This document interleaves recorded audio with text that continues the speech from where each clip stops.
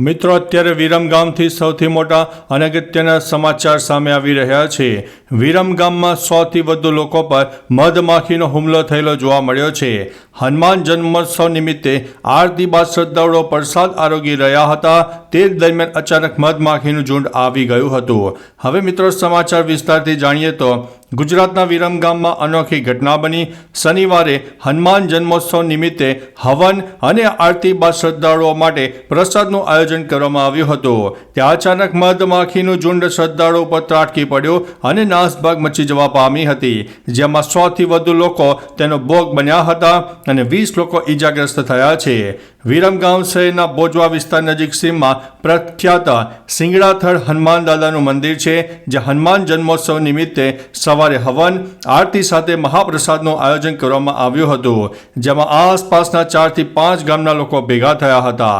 હવન અને આરતી સંપૂર્ણ થયા બાદ લોકો પ્રસાદ આરોગી રહ્યા હતા। આ દરમિયાન અચાનક નજીકમાંથી મધમાખીઓનું મોટું ઝુંડ આવી ચડ્યું અને અહીં હાજર શ્રદ્ધાળુઓ પર ત્રાટકતા સમગ્ર વિસ્તારમાં નાસભાગ મચી જવા પામી હતી।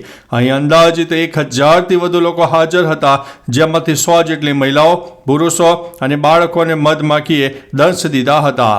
આ નાસભાગ દરમિયાન લોકો જ્યાં જગ્યા મળે ત્યાં પોતાને બચાવવાનો પ્રયાસ કરતા હતા, જેમાં અમુક ગોદડા નીચે સંતાઈ ગયા તો અમુક વાહનોમાં બેસીને રક્ષણ માટે ભાગ્યા હતા।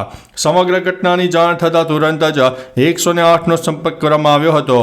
માહિતી મળતાની સાથે જ 4 એમ્બ્યુલન્સ વાહન તાત્કાલિક ધોરણે ઘટના સ્થળે પહોંચીને પીડિતોને પ્રાથમિક સારવાર આપવાનું શરૂ કરી દીધું, જેમાં ગંભીર દંશવાળા 20 લોકોને હોસ્પિટલ ખસેડવામાં આવ્યા હતા।